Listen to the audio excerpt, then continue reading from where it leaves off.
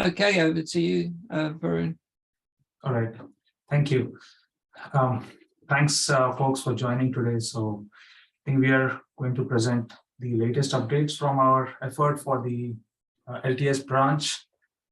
Bipin, Okash, and I, we have been working on these updates for quite some time. So just wanted to let you know where we are, what we've been doing, what we've achieved so far, and what's in store in the coming weeks.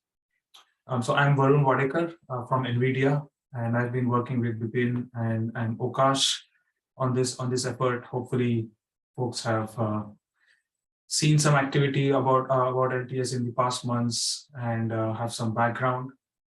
So so we started this effort some time back, and the aim here is to start with a long-time support branch for the Trusted Firmware 8 project. And so we have been at it, and we created the base branch along with the 2.8 release in the past. And so these are the next dates where we want to code freeze, where we want to go for a code freeze on 3rd of February. So this is only for the LTS branch. Now that we have forked out of the 2.8, so all these dates are valid only for the LTS branch. They have no meaning with the mainline branch. That will keep on rolling, and they will have their own releases.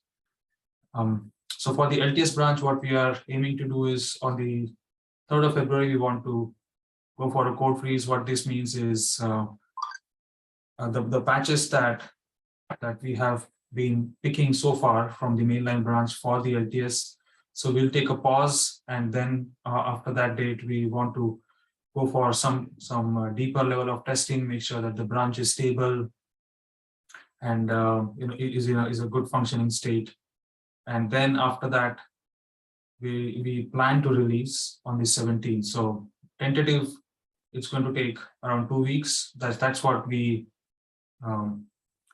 This data is something that we got from the mainline branch, and we just want to follow the same model here. This is just for the initial release here, because we have for first release there are some automation scripts in the background that are still getting ready, and so until they are ready and we are in the final mode, this is the intermediate stage. So when all the automation is in place, all the scripts are in place, and the final model is executing, these are we will follow this model of code freeze and release. And once the automation is in place, then the expectation is that whenever a patch that is of interest to LTS shows up on the mainline Gerrit, it will be automatically picked, sanitized, it will go through all the testing and whatever criteria that we have, reviews and everything, and it will be merged into the branch. So the merging won't be automatic, but the testing and all the basic work that needs to be done for a patch will be automatic, and then it will eventually get merged. So when we hit this mode, then I think we won't have this kind of a model for the next LTS releases where freeze and release date. So but that's the long goal. Until then, we'll follow this pattern. I guess folks would be curious to know, what exactly is our criteria and how do we merge a patch to LTS. That's what we've been talking about a lot. So the base idea here is that when a patch shows up on the mainline, then if it is of interest to LTS, then it will be picked. So when we say if it is of interest, what does it exactly mean? So what we are doing right now is we are looking at security patches, erratas, any platform errata. So this is the entry criteria that's already there in our LTS proposal, and I have a link to that proposal later. So hopefully people will be able to look at the proposal and see what I'm saying. But we have all these entry criteria and the guidelines documented in the proposal that we presented earlier. So we are kind of taking that as our entry criteria in this grace period. And of course, there are some other patches that we are also allowing. Might be compilation, or it might be important for a certain platform, for a certain use case. But main criteria here is the CPU errata, security patches, any platform erratas, or any other critical patches that get picked. And then we look at the commit message tags, thanks to the conventional commits changes that are coming in. So we look at the right tags. If it has an errata or a security tag, then we pick that patch automatically, and according to our guidelines, there's nothing else that needs to be done on that patch, and it's not ambiguous at all. So we just pick it, and then it will eventually make into the LTS. And but there are some patches which don't have clarity, and since this is our first one, we don't want to keep the criteria really strict. Once we lock down LTS, then we will make it strict. But in this grace period, we still want to allow patches that are really critical to get in. So that's what the bullet number 3 talks about. If there are some patches where we look at the commit message, the actual code change, and then there is a little bit of it's unclear that if we should merge it or not, then we have been reaching out to the actual maintainers or the patch authors to understand how critical this is, and if it is a candidate for LTS. Then there's some discussion that has happened on the LTS mailing list also around this, if people might have seen that. But it is a temporary measure. Our aim is, or our request is, that everybody follows the right commit messages, so that we don't have to go through this process for the next LTS or even down the line. Once we have these patches, then we expect to get the +1 from the maintainers. If it is a platform patch, then code review from the platform owner, and we hope that it has been verified downstream. So we are going to ask that on the patch when it shows up for a platform, if it gets a +1 from the code owner review from the platform owner, then we'll ask that the patch be verified downstream if the platform is not present in the CI. If it is present in the CI, then I think that's the best scenario. Then we will expect a CI +1, eventually CI +2, and that should cover a lot of testing that's already been done for the mainline branch. So we will leverage that for the LTS branch also. In the long run, our aim is also to make use of the level 3 testing. It's still early days. We are still trying to figure out how to make use of the capacity that we have, the boards that we have, and then the time window, when we should deploy the testing and all of that. So that discussion is still happening.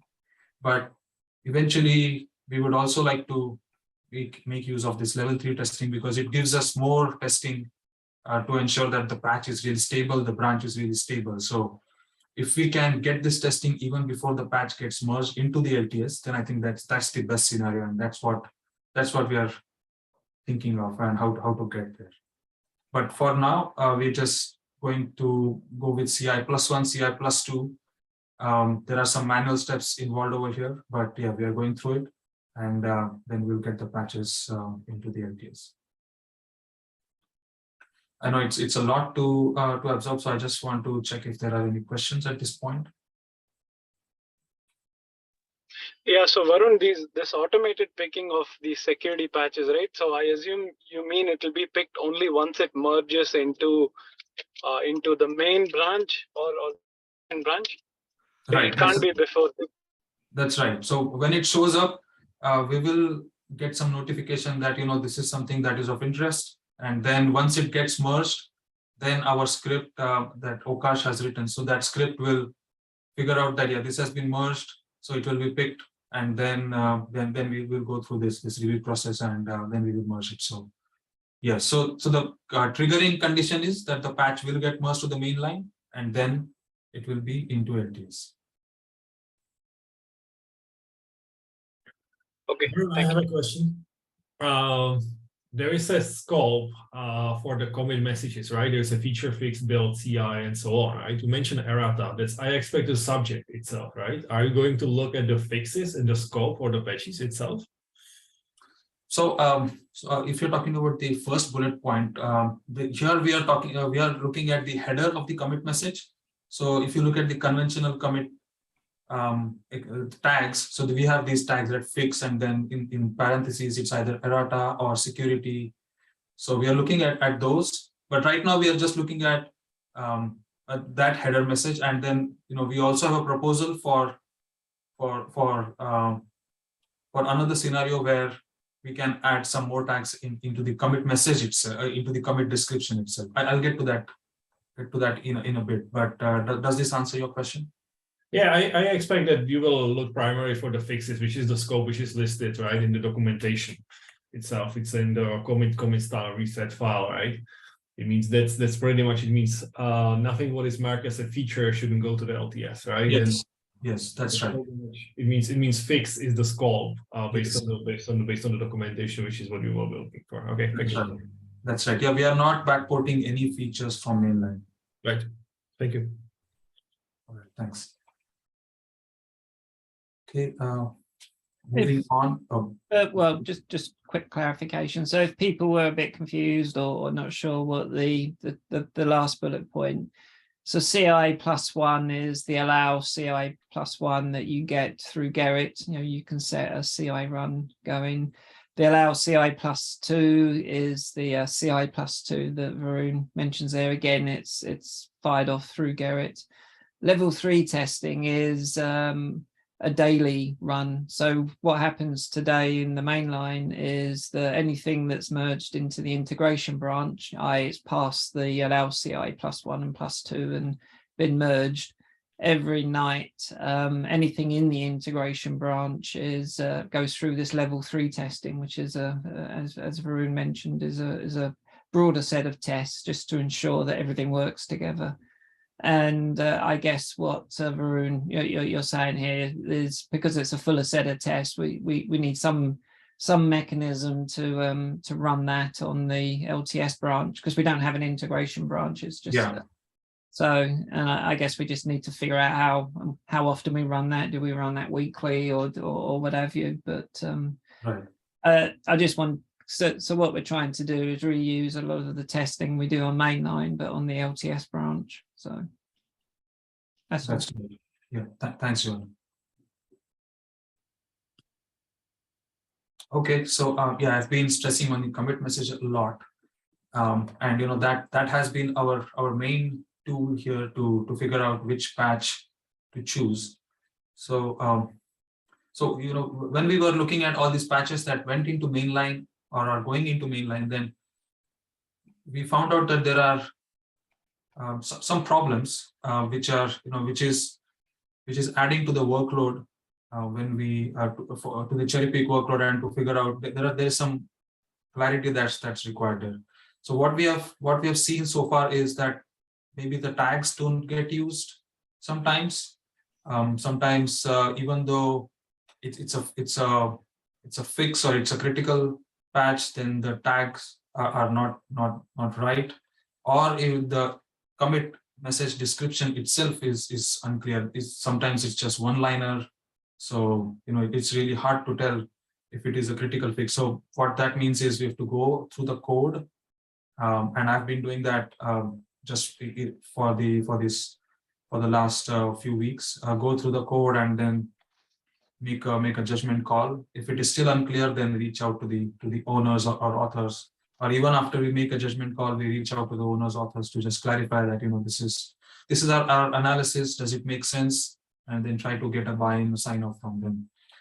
But the best case scenario is if people reuse the right commit tag. So if it is a fix, it is a critical fix, fatal issue that is getting fixed, or an errata or a security fix, then please use the fix commit tag, and be as descriptive as possible in your commit messages. So that will definitely help us. If there is a situation where for whatever reason the fix or a descriptive message or the security tag cannot be used, there can be business reasons or platform level reasons or whatever, then we are proposing that for such patches we can use this LTS candidate yes tag in the commit message. So I've just tried to give an example here. This is this is a very general level fix, but but I might think that, this is actually helpful in LTS, but I cannot be more descriptive here for XYZ reasons. So for such scenarios, we have this LTS candidate : space yes tag, and the script will have a feature where the script will look through this commit message, and then if it finds this text, then it will pick the commit for the LTS. So that is also one flexibility that we are proposing. I don't know how helpful this is, but we thought that there might be such scenarios, and we just wanted to be prepared for it. So the script does not have this support yet, but if it is of interest to to the community, then that is something that we can explore. Do you also have a manual process? So say a patch is going back to the master branch, and you realize, and you're consuming the LTS branch, and you realize, oh, this should have got in there. It's a fix to something. Do you have a process? Like, is it reach out to the three of you as the maintainers, or post it on the mailing list, or some other process have you thought of? Right. I would suggest that just hold on to that thought. It's actually covered in the next slide. All right. Okay. Sorry. Yeah, and no worries. Yeah, Okash, you had something to add. Hiya. Just want to add one more thing, that this LTS candidate is also, for platform owners.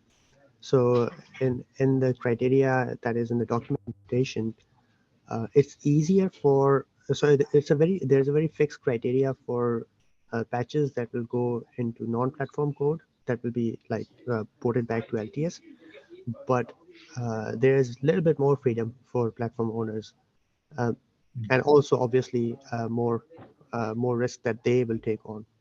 So we are limited to like CPU erratas and critical security fixes for non-platform code, but for platform code, there is more freedom. So if there are some critical bug fixes, if the platform owner insists, they can also go and, provided that they have, confirmed that their testing, etc., works. And that's the sort of criteria that we can't really script around, because it's at the discretion of the person who owns the platform as well. So LTS candidate can also come in useful for those scenarios where somebody wants to basically say, okay, even though this might not fit in the normal criteria, but by someone I mean the platform owner says this might not fit in the normal criteria, but we think that this is very important for our platform.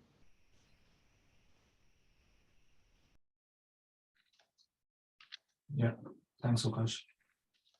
Yeah, hi Varun. I have one question. If suppose if you are taking these patches from the main line, and if they are not getting applied properly, do you have any process like how to manually basically apply these patches to the LTS branch and do the testing? Then I'm hoping we will come across the situation where, because of some reason, these patches may not get applied properly to the LTS branch in the downline. Yeah, sure. Okash, you want to take that?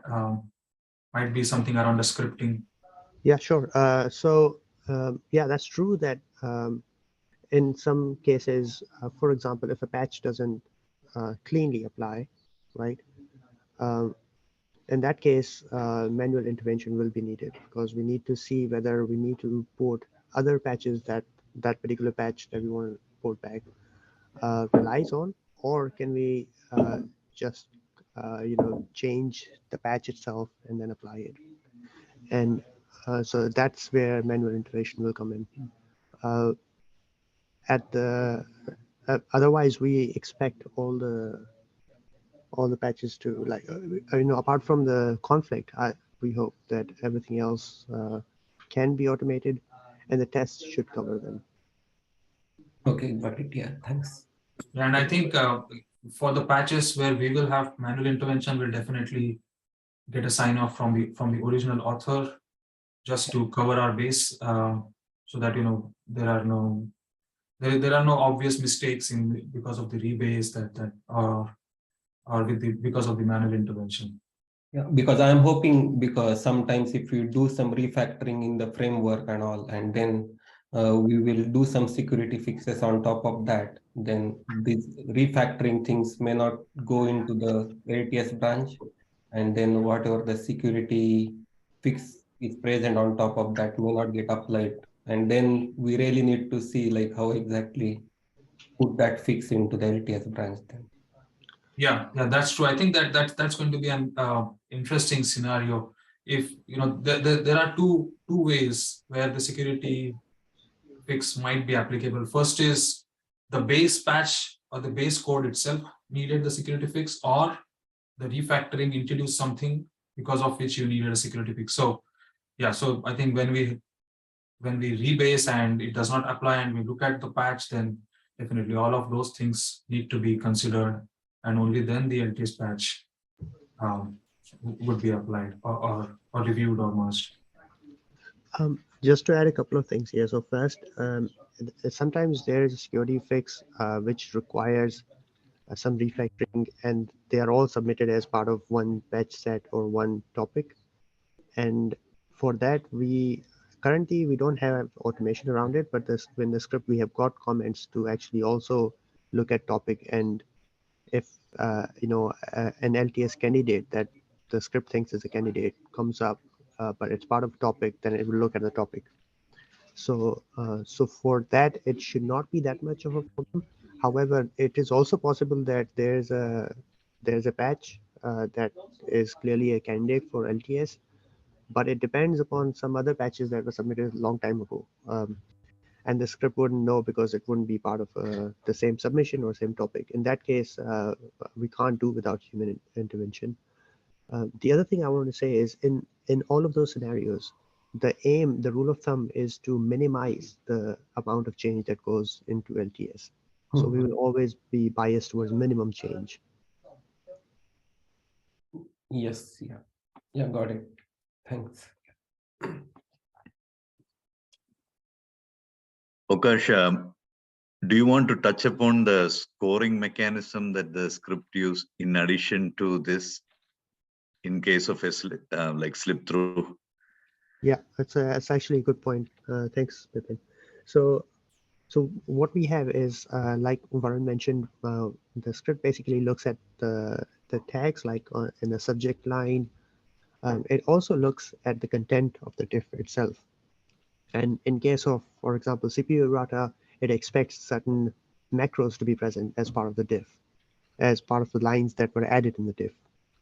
And we kind of tested these rules of thumb on a sample size of of past several hundreds of patches, and it seemed to kind of give useful results. So it kind of has a very basic but useful scoring system. So it basically adds 1 point for every relevant thing that it finds. So relevant things being subject line containing the proper tags, finding the right macros, and that kind of stuff. So so we have this scoring system, and when it finds that the score is greater than 1, it will then the script is supposed to trigger emails to the maintainers to alert them to these patches, which eventually will basically have a system to automatically create patches for LTS branch, where they can be not only reviewed but also CI tested, etc., etc. So ultimately, it comes down to this scoring system, and anything that we add. So the more heuristics that come up will be added to that scoring system. LTS candidate tag that Varun has mentioned here, that will come into the scoring system. So so again, it's very, very important that people follow the subject line, discipline, and also if they think that it is a LTS candidate, then it's very, very important to add the tag. Otherwise, we don't have any way. We won't be manually looking at these. So it's quite important that people follow the discipline there. By default, the patch is not added, right? I hope your script is such that by default a patch is not added, and only if it meets a certain set of criteria it gets added. Yeah, that's right. Yeah. Okay. Michelle? And also to clarify, at the moment, the script is actually more of a monitoring script, and actually it will eventually automatically send email to the maintainers. So when we say add, we are not actually adding to the LTS branch until all the following process are gone through. If a patch is a platform patch and we need further clarification, we need to contact the platform maintainer, make sure it is actually a candidate. So such process comes in the way before we add it. Okay, yeah. I was thinking if there's a way for, to be able to fool your automation into unintentionally pulling patches into the LTS branch, right? Whether malicious or otherwise. So, okay, that makes sense. Seems like there is some manual intervention always before it makes it finally to the LTS. Yeah, and as Okash mentioned, the scoring system, as we move on, we probably will get it more robust scoring system, and it's actually the score that decides whether even in the fullest automation, whether it will actually be added. So if the score is low, there is always manual intervention. There is a question. Hey, Michelle, go ahead. Do you have any slides about a full LTS proposal for how long you are going to take LTS, and if there is going to be another LTS version? Do you have the slides about it or not? So in our initial proposal, when we had a tech forum some months back, what we were saying is for LTS for 5 years, and we will have, one LTS will be maintained for 5 years, and then we will have every other release would be tagged as an LTS. So right now we have 2.8, so 2.10, 2.12. Okay, that's at least the proposal. It needs some sign-offs from tf.org and the board. So this first LTS is kind of a pilot project that will help us get all of that data and hopefully convince the board to get on board, and then we can have all these other plans for the future. But for now, this is just a pilot LTS. Of course, this one LTS, let's say we just have one LTS, worst case, it will definitely be maintained for 5 years. At least that's what I'm signing up for. So yeah, so that's the story around that.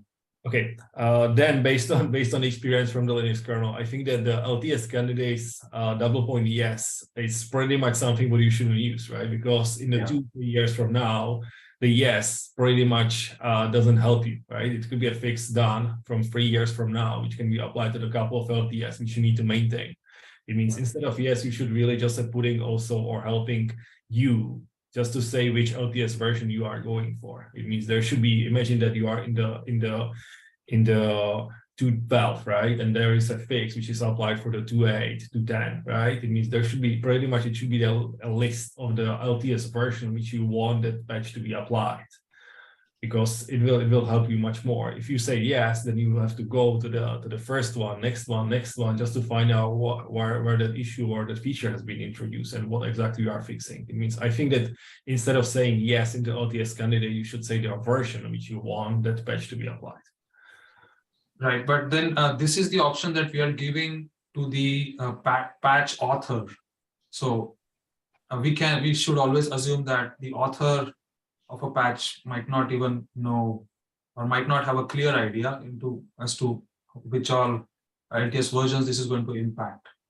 So there's the other side of the problem that also needs to be solved. But I think that's a good solution, and Okash had some ideas around how to figure out. It still needs discussion, but we definitely talked about this, and it needs some fine tuning. But yeah, this is a good input. Thanks. Yeah, I think it makes sense.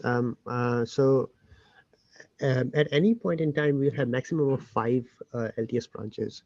So in the worst case, we can iterate through them, which I suggest something that we should, in any case, take into account. Yeah. Because the submitter might not have a good idea, might make mistakes. So we should verify this anyway. But I think it's a good idea to let people Yes. suggest Yeah. what branches they are targeting.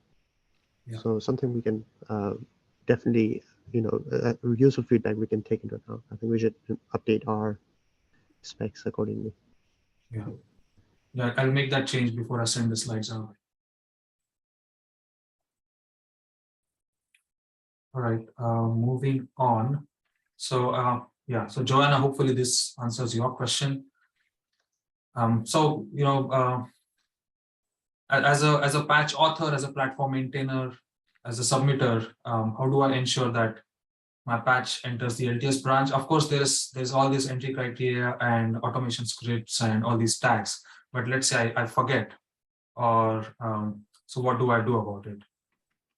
So we have a way where you can send an email to the LTS mailing list or to the LTS maintainers saying that this is the patch, this is the reasoning for it, this is the problem that it solves, and whatnot. This is the amount of testing that has been done. So we can have that discussion on the mailing list itself, and then once it qualifies, then the patch can go in into the LTS branch. So that should also cover any scenarios where the tags are not right, or the commit description missed out on the right information.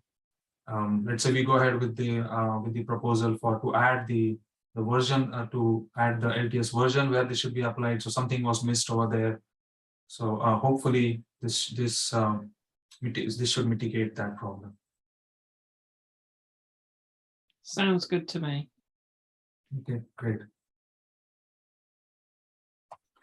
Okay, so yeah, we are almost at the end. Just wanted to leave you with the contacts and how to get involved. So right now, Bipin, Okash, and I, we are kind of managing the branch and the release, and so you can always reach out to us, or I think the best approach would be to subscribe to the LTS mailing list. Sorry, I'm marketing. I'm kind of putting a marketing hat on, but yeah, we would like if people join the LTS mailing list itself. That makes the effort robust, and we can get more ideas, more people get involved. So it will definitely help the effort down the line. We want to make it a success, not just a one branch story. Yeah, we want it to have we want to have multiple releases, and for the project to be a success. We are also have planning, or rather we also have weekly meetings, and so those would be open to all the members of the LTS mailing list. The agenda and then the link to the mailing list will be published. Sorry, the link to the meeting will be published on the mailing list, so that everybody can join. Yeah, and hopefully that should increase the interest in the LTS, and we will have more people join us. All right, so these are some useful links. So first one is the proposal that we had from the past. This talks about how the LTS effort has evolved so far, and then what we are going to do, the 5-year support, and how many branches, and how we are going to go about it. I think I think we should go through this dashboard, but this dashboard is an effort to add transparency to this entire project. It might get out of hand as we move on, and then there are a lot of patches. But at least for now, what we are thinking is we make this dashboard public to everybody. It's a wiki page public to everybody, so that people know what changes were considered, what was the analysis for each patch, which patch was picked, why it was picked, and then a link to the patch on parent. The aim is to, of course, transparency one thing, but second thing is to get inputs from people if we missed out something, or if if there's some feedback, something that can be improved. So definitely this dashboard should help. And yeah, of course, the mailing list link. So please subscribe if possible. And last one is a link to the automation scripts that Okash has been writing. So yeah, people can look at it, review. If there is any feedback, inputs, please send our way. Yeah. One more thing is that the group of maintainers is not fixed or anything, so you are more than welcome to join and become a maintainer and help out with this effort. That'd be great if you want to. Thanks. Right, so that's all I had. Michelle? Yeah, Michelle. Yeah, okay. Would it be possible just to convert it to be a proper patch to the RST, just to go to the documentation, that it is the part of the repository, that everybody can just read that through? I think that's pretty much what we are, for example, doing in the input project, and I think it's worked quite well. It means just simply when the proposal is done and finished, and you are saying this is how the process should look like, I think that will be good just to describe the process as an RST and just to merge it as a patch. Then it can be picked up to the LTS and it can be just move forward. If there is any change, there will be a patch on the top. And I think that this is the best for the visibility for everybody, just to describe that as on the patch style. I think it will be good if you can just describe it as a patch. Yeah. I think that's a good idea, definitely.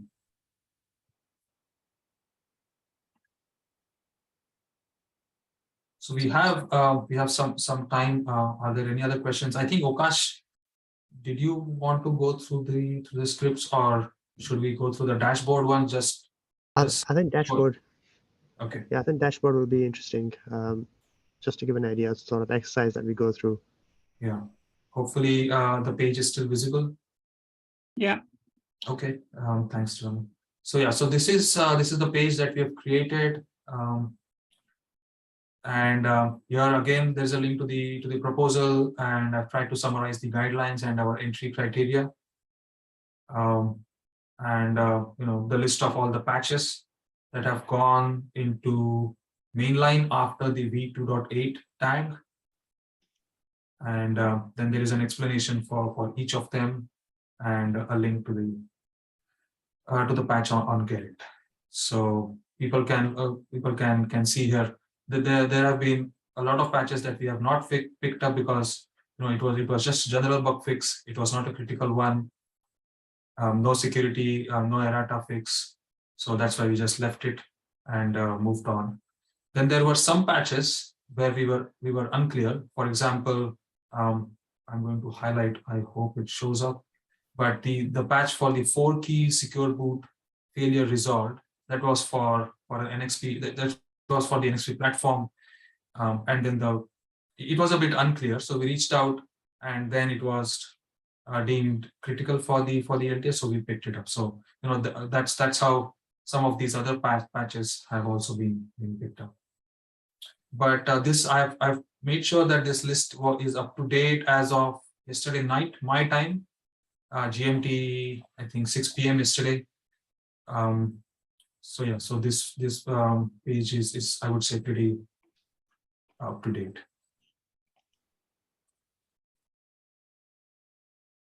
But yeah, please look at it. If there's any feedback or anything that needs to be added here, or something that we can improve, please send some feedback. As you can see, we did reach out to people for the first time round, but clearly that's not scalable.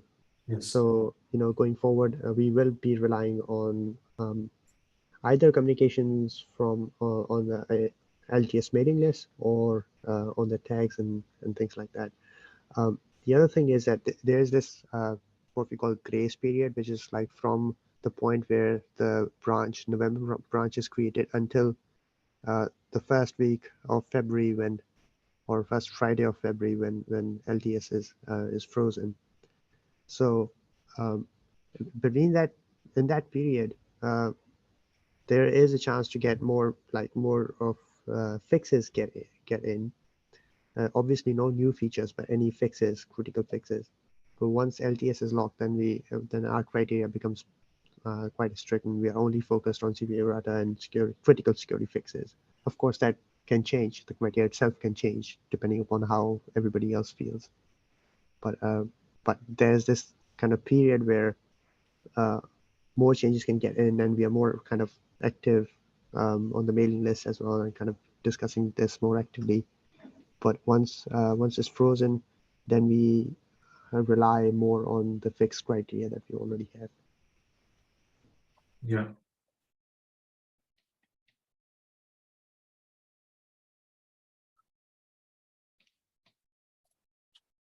All right. Anything else from your side, Bipin? Otherwise, I mean, I don't have anything else No, to say. I think we covered everything.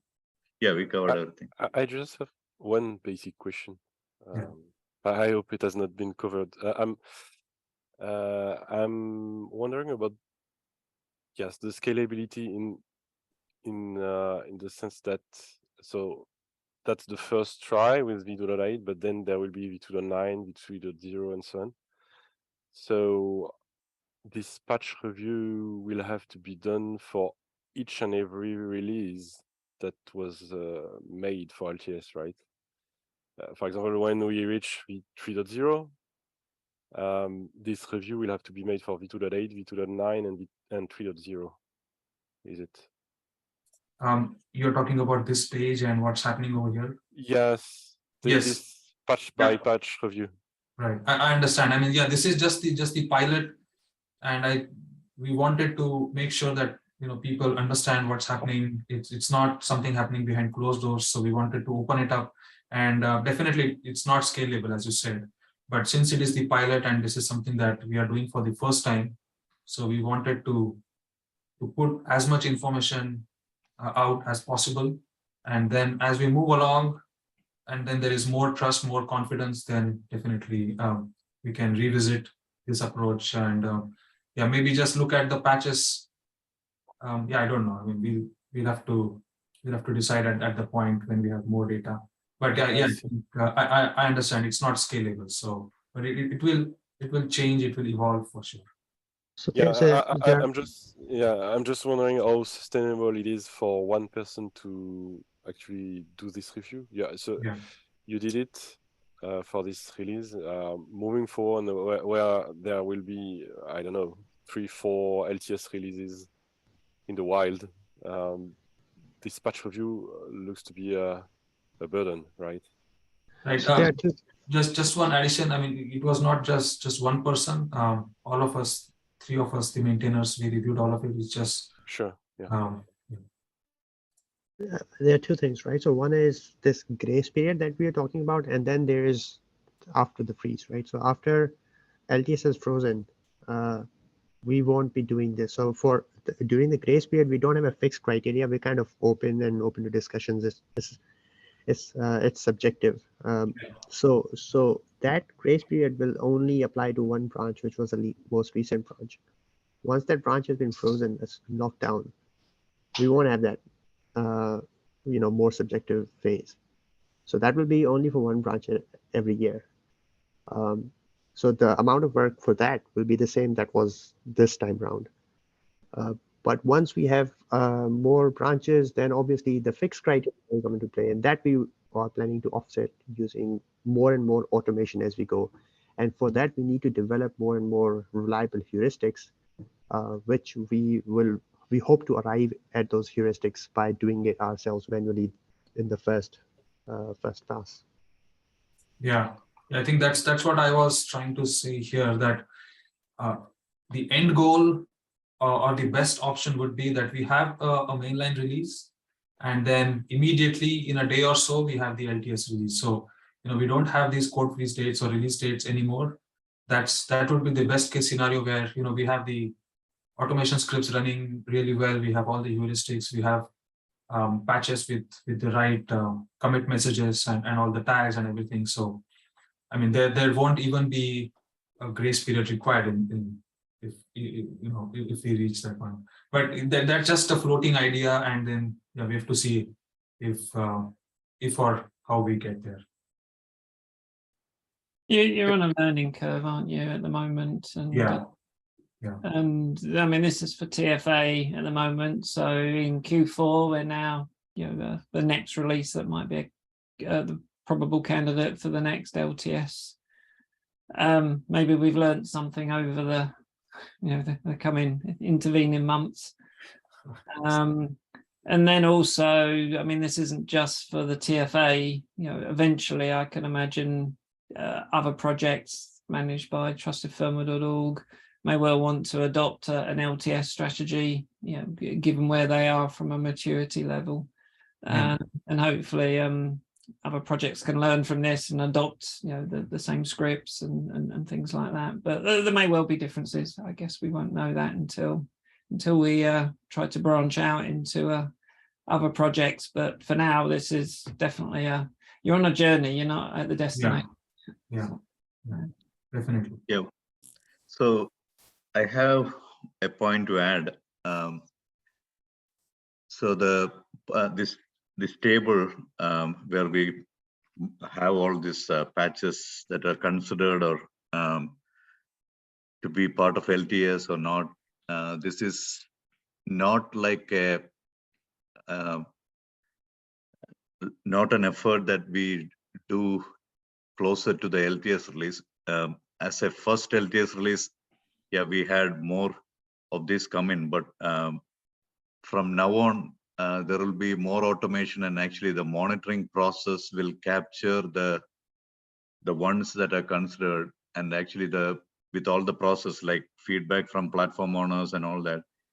Yeah, this will be like an ongoing stuff. So when you see, it's not like an effort that will be like too much closer to the LTS release, but this will be more close to complete when you're actually reaching those milestone. For example, when we are at V2.10 for TFA, this table would already have most of the patches that are considered for the LTS around the 2.10, because this table is kind of independent with the mainstream TFA release, because we already have patches that are in consideration for the LTS. The main concern will be like when you have to backport any of those, say we have a security mitigation that comes in, and then you have to probably, like apply it to an earlier LTS release, etc.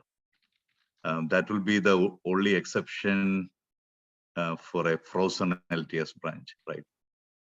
Varun? Right. Yeah. Right. Yeah. Of course. Yeah. There will be those rebasing issues and everything, but yeah.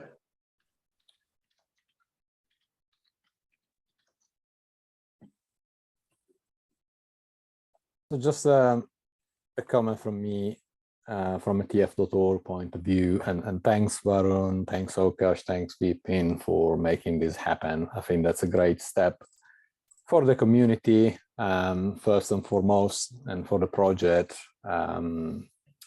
secondly. The comment is, so it has been pointed out during the presentation, this is kind of a pilot.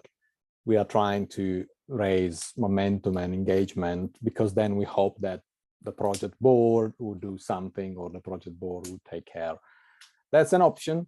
The TF.org board is clearly behind this effort and is clearly sustaining the infrastructure work that is needed.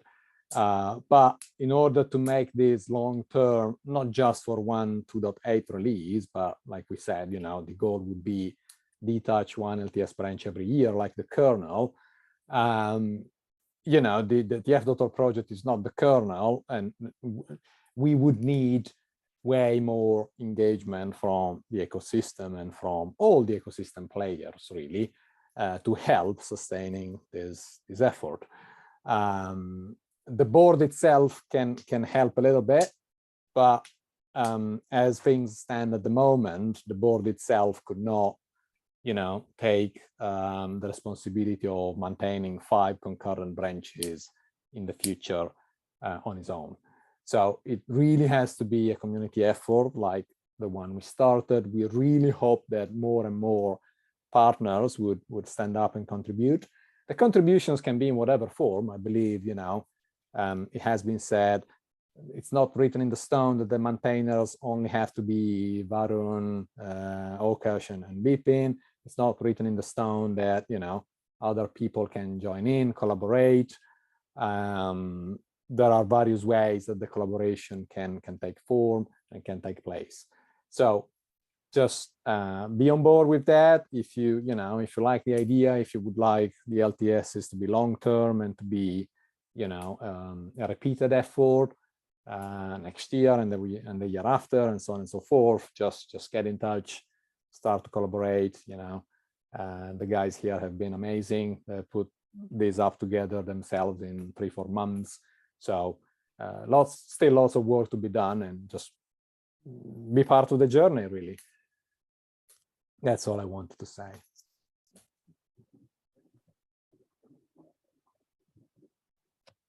Thanks, Matteo. Totally agree.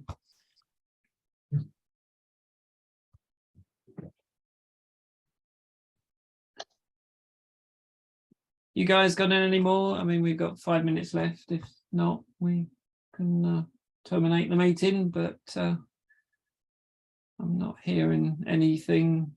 Any further questions? I'll leave. Put your hand up or shout if you've got anything. No. Okay, I'll stop the recording, and as soon as I get the slides, I'll try and update the trustedfirma.org page that will have the slides and the recording. Thank you, everyone, for attending. Thank you. Thanks Thank all. you. Bye. Thank you. Thanks, everyone.